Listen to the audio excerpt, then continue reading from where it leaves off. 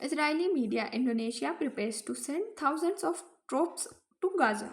Yes, Israeli media की report के अनुसार इंडोनेशिया गाजा पट्टी में हजारों सैनिक भेजने की तैयारी में है। ये कदम एक अंतर्राष्ट्रीय स्थिरता बल के हिस्से के रूप में उठाया जा रहा है। इसका उद्देश्य गाजा में युद्ध के बाद सुरक्षा, शांति और सहायता पहुंचाना है। इंडोनेशिया का प्रस्ताव क्या है और क्या हो रही है तैयारी? तो तैनाती का उद्देश्य इंडोनेशिया की सेना को संभावित तौर पर भेजा जा सकता है ताकि सुरक्षा बनाए रखी जा सके, हथियारबंद समूहों को नियंत्रित किया जा सके, मानवीय सहायता और पुनर्निर्माण सामग्री सुरक्षित पहुंच सके। ये कदम ट्रंप प्रशासन के 20 पॉइंट योजना का हिस्सा बताया गया है। तैयारी कहाँ हो रही है? तो रिपोर्ट में कहा गया है कि दक्षिणी गाजा में जो राफा और खान यूनिस के बीच एक जगह तैयार की जा रही है जहां इंडोनेशियाई सैनिक तैनात होंगे।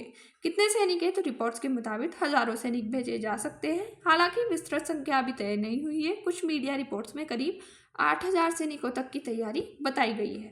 व्यापक प्रस्थान तो विश्वस्तरीय प्रयास है। यह प्रस्ताव एक संयुक्त अंतर्राष्ट्रीय मिशन का हिस्सा है जिसका मकसद गाजा की युद्ध पश्चात सुरक्षा और पुनर्निर्माण को आसान बनाना है, जिसमें कई देशों की भागीदारी पर अब भी बातचीत जारी है। युद्ध का प्रभाव गाजा में वर्षों तक चल रहे युद्ध के बाद भारी संख्या में लोग प्रभावित या घायल हुए हैं।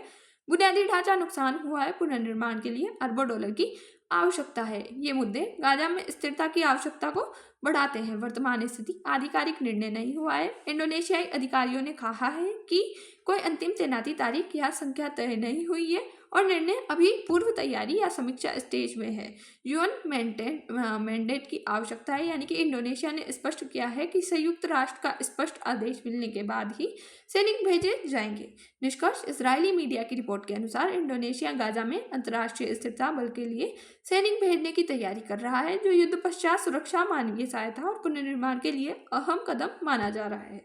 अभी तक कोई फाइनल निर्णय या तारीख नहीं है और इंडोनेशिया ने कहा है कि यह अब आधिकारिक अनुमोदन और संयुक्त राष्ट्र के निर्देशों के बाद ही होगा। Thanks for watch. जय हिंद, जय भारत।